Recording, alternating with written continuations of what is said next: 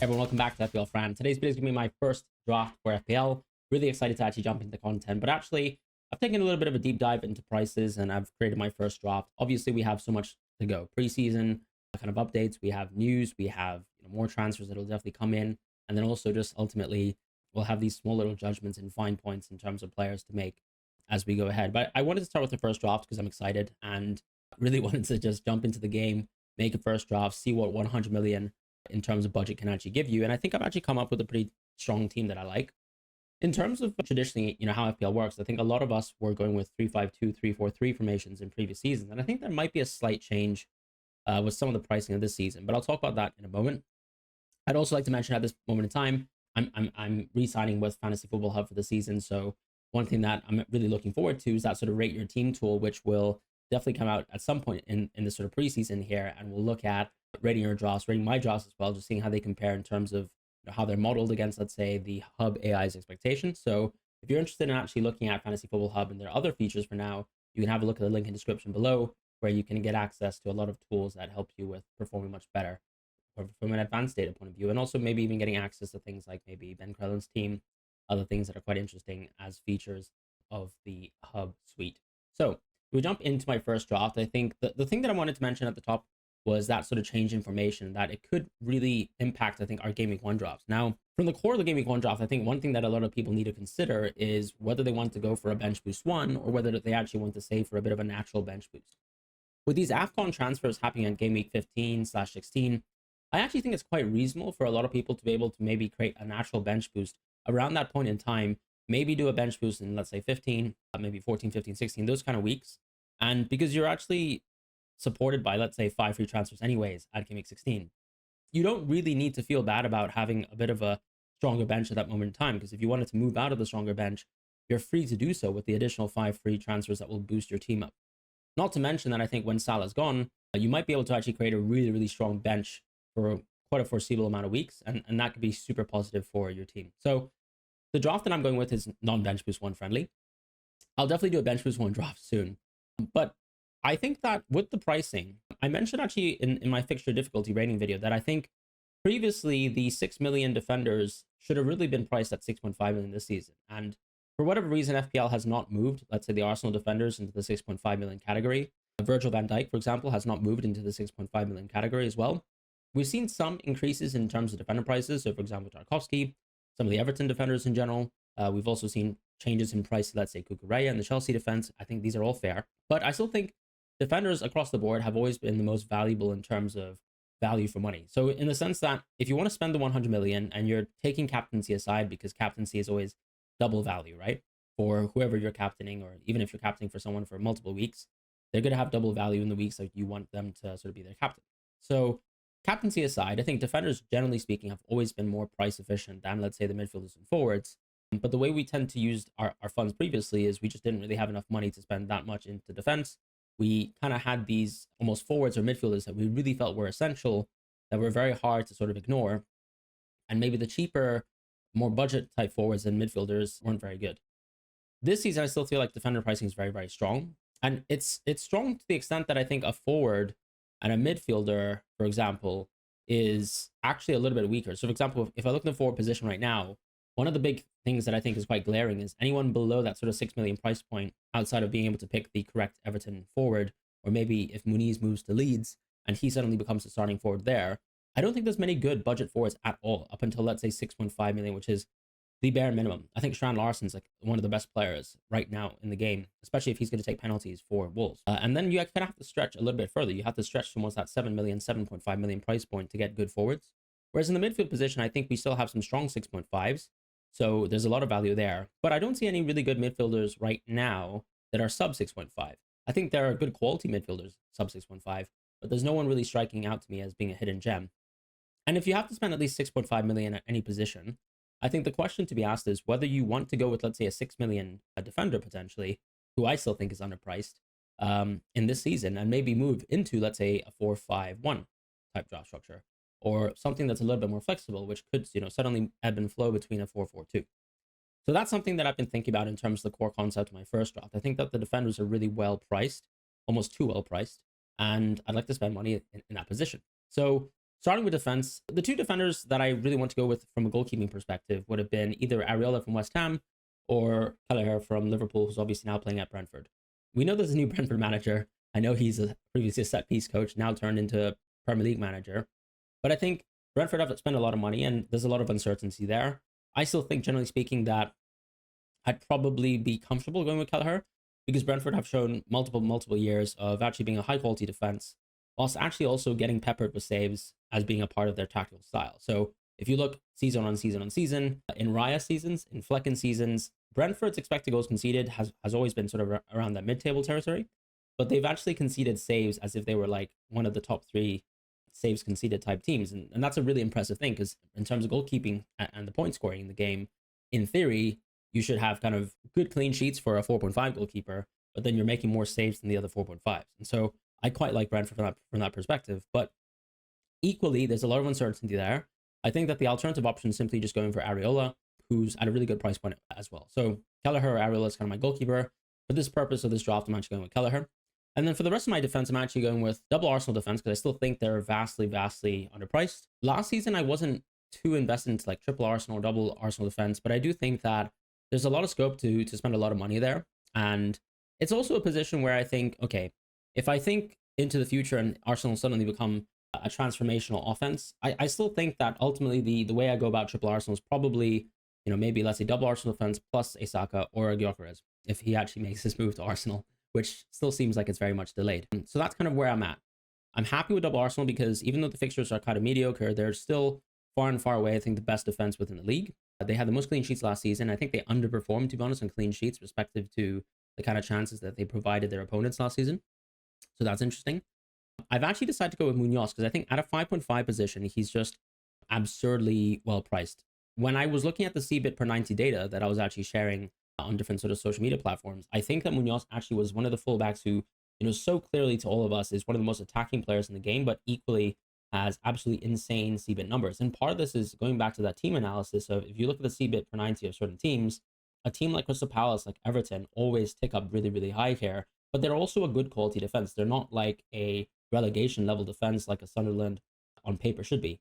If you look at last season, for example, teams like Leicester, teams like Southampton, abominable defense, but they have good CBIT numbers. But that's not going to be a benefit because you're conceding way too many goals. There's too many negative points counteracting that. Whereas if you look at a team like Everton, a team like Crystal Palace, there's enough clean sheets there for there to be value. In terms of the other 6 million defender, I'm actually choosing to go with Cucurella. I think there was an option here to either go with, let's say, Virgil van Dijk or Cucurella, but I've actually opted to go for Cucurella in this case because I think Chelsea's fixtures are just much better at the start of the season. I also think that Cucurella has become an extremely significant attacker in the team. My one concern would be if, let's say, Malo Gusto gets a little bit more of an expanded role in the team. So if you look at, for example, the Club World Cup final and some of the games, for example, like the game versus Palmeiras, Gusto kind of played a little bit more of an advanced role, whereas Cucurella was kind of playing that left center back role. And maybe he's a little bit too overpriced from that perspective. So for me, that position right now is going to be either Virgil van Dijk or Cucurella. And you can already see I'm spending so much money on defense. This is most likely going to be some sort of rotating four-back. And the fifth defender, I think that is just way too cheap.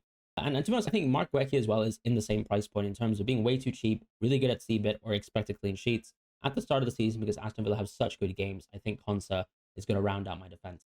Now, shifting gears to the midfield, one thing that I actually really wanted to look at with the midfield was if there was really a need to go for, I guess, too many more like sub-premium type players. So the likes of Saka, the likes of Wirtz.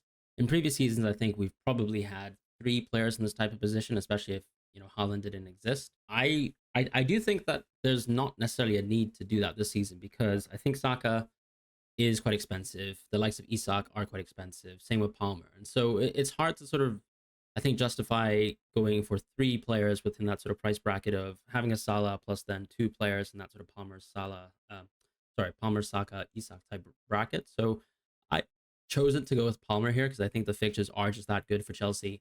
Yes, of course, he didn't have a great 2025 up until the Club World Cup playoffs started. He's actually mentioned, I believe, that there were some personal issues in his life that he's been going through.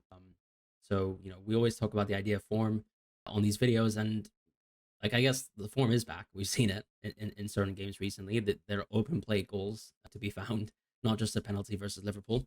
So I'm quite excited as as someone who pretty much always has owned Palmer from the inception of him being a Chelsea player in FPL.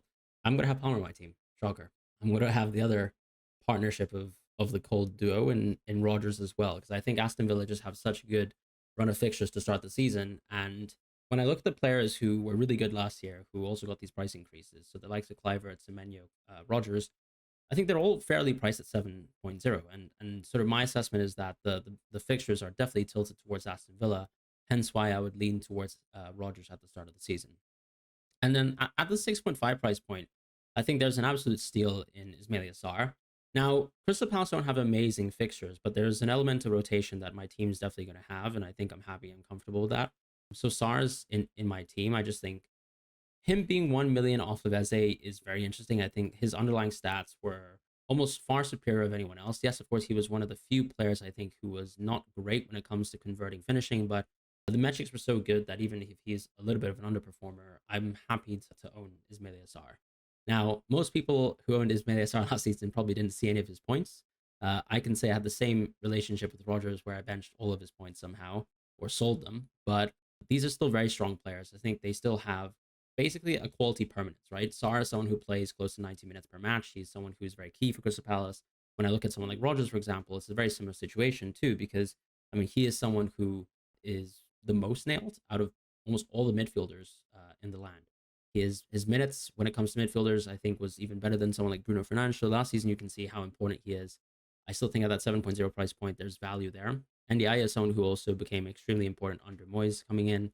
The Everton run of games to start the season is very, very positive. So I think just being invested into that 6.5 price point, knowing that there's a couple players that we can kind of hop on, hop off to, gives me a little bit of comfort. I'm sure, even though right now I'm saying I don't really love anyone at the 6.0, at the 5.5 price point, I think starting a little bit high and then actually having the opportunity to go down or at least move sideways into another midfielder at the 6.5 price point is fair. And NDI gets a little bit of a soft nerf in terms of the penalty impact. He gets a buff because he's a forward and now moving into the midfield position. He'll get access to Everton clean sheet points, and he'll also just hopefully get a bit of a soft benefit from being a goal scoring midfielder. His underlying stats are probably the worst out of anyone in my team, but I think just for the sake that he actually has a decent opening run, I don't mind him being the more flimsy player in my draft. In the forward line, just to round things off, I've actually decided to go with Solanke, Strand Larson, and Krupi Jr.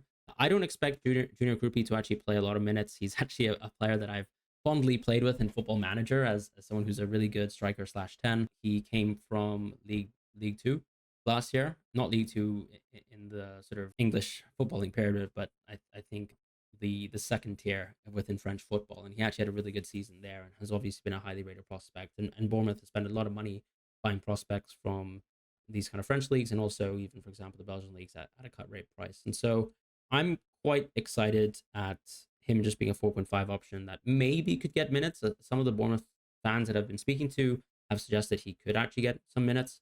We've seen that Irola is someone who's very happy to integrate some of these younger players quite often. The likes of, for example, Alex Scott got minutes as soon as he joined, and he obviously had a great championship season before he joined Bournemouth and hasn't had too many minutes. But there's an opportunity here, I think, with Krupi as well for him to at least have a chance. And so at 4.5, I don't think there's too many great options. He's just someone that I've gone for just for flavor. But really, the core picks here that I'm going for is Strand Larson and Solanke. I think Solanke was someone that I was very much considering and debating against Wood. But I think Spurs actually have a pretty good opening run of games where I think I don't necessarily need to go for Wood, and I'd much rather go for Solanke anyways, because I think he's also on penalties this season. He should be at least. I don't see Son getting too many minutes, even if he's in the pecking order. And I am expecting good things from the Spurs team. So I have some faith in Thomas Frank to be able to do well and to start the season off hot. Solanke just has an amazing game in Burnley at home. So I'd like to go Solanke. With Strand Larson, I think he's the absolute steal of the season in this sort of price point. But Wolves haven't signed someone to, for example, take penalties over Junior Strand Larson or Jorgen Strand Larson, sorry. And I think that JSL as the out and out striker playing 85 to 90 minutes a game is just an astoundingly good pick. When I look at some of the season long kind of goal tallies, and I think Rob T shared a very, very good graphic of the season long goal projections as it stands from sort of betting markets. Junior Strand Larson is one of those forwards who strikes out the most considering his price point, right? He's in that sort of page one category, but he's expected to score a lot of goals, and he's the cheapest player there, alongside someone like Evan Nilsson, who's at 7 million, but actually has really tough fixtures to start. Wolves have a really bad opening fixture. But actually, after that, when you look at the schedule that they actually have one of the best fixtures. And when I looked at my fixture difficulty rating almost list, I was expanded towards 10. If you guys remember that sort of Opta tracker, Wolves featured really well there. And part of this is because they simply face off Leeds, Sunderland, and Burnley within the first 10 games of the season. Now, is this team going to last me 10 game weeks? I don't know. But I think it's still worth the idea of pursuing a team that might not need a wild card immediately. And so I think Strand Larson makes sense from that perspective.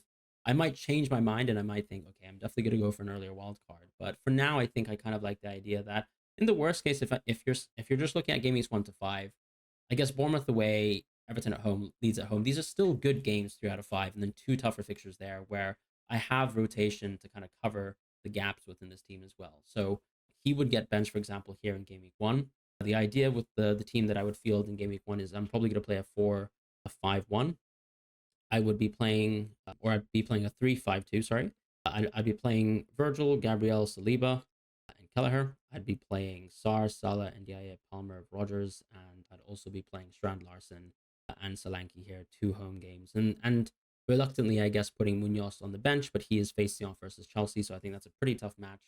And Konsa's also on the bench because Newcastle is still respectable offense, and so 2 defenders that I think are quite strong that I'm happy to bench in this case. So this draft does have a lot of rotation, and part of it is going to be week to week. I'm going to be benching some points, but as I've played multiple seasons now, I'm comfortable sometimes with having big bench points because I think the idea of rotation is undervalued sometimes. And then also, generally speaking, I think it has served me well to have a deeper bench in most cases, right? I had a 40-point bench at one point last season. I don't want to think about that ever again, but yeah, happy with the stronger, slightly deeper bench. And the idea would be to accumulate as many free transfers as possible at the start of the season.